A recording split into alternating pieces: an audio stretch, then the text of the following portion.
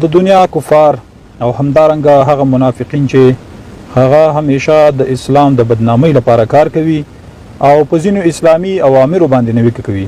کله چې الله تعالی یو چاته د یو څه فرمان ورکړی وي ټول انسانان د هغه د اجرا او د کېدو لپاره لبیک وایي. هغه موږ تاسو په دې باندې ایمان راوړی چې الله او د هغه رسول موږ ته ویلي په هغه باندې زموږ ایمان دی. الله تعالی د قصاص موضوع ذکر کوي دا د انسانیت او د مسلمانانو لپاره په هغه کې خیر انغښته دی.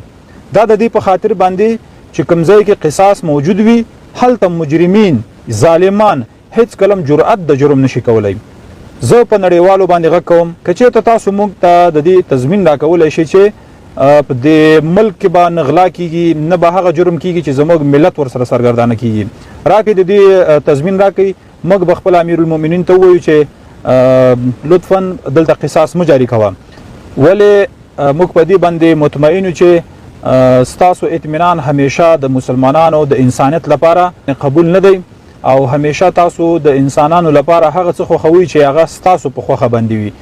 تاسو د نورو ملکونو راځئ زموږ په ملک کې مداخله کوئ، دا موږ ته د الله فرمان دی او دا به انشاءالله په دې ځمکه باندې قایمیږي او دا به جاري کیږي. زموږ د امیر المؤمنین اطاعت به ټول افغانان کوي انشاءالله. ستاسو په خلو باندې هیڅ کله هغه څه نه کیږي دلته چې هغه ستاسو خوښوي. الله رب العزت وایي چې قصاص کې خیر دی ستاسو، یعنی بیا هیڅوک هم د جرم جرأت نشي کولی. هغه اقوام حتما د جرم جرأت کوي چې تر شا قصاص موجود نه وي. لکه په تیر 20 کلنه دوره کې موږ ولیدل چې ورځ تر بلې هغه غله هغه فساد کوونکي ظالمان زیاتېدل. د دې اصلي او قوي لامل دا و چې قصاص نو موجوده. دغه اوسني حالت کې چې کوم خلک غلا کوي دونو مخکې قصاص نه دی. اوس به نو انشاءالله د دو خپل هغه کوم جرم چې د ملت پر وړاندې کړی دی د خلکو پر وړاندې کړی دی نو انشاءالله د دې بدله به حتما ویني.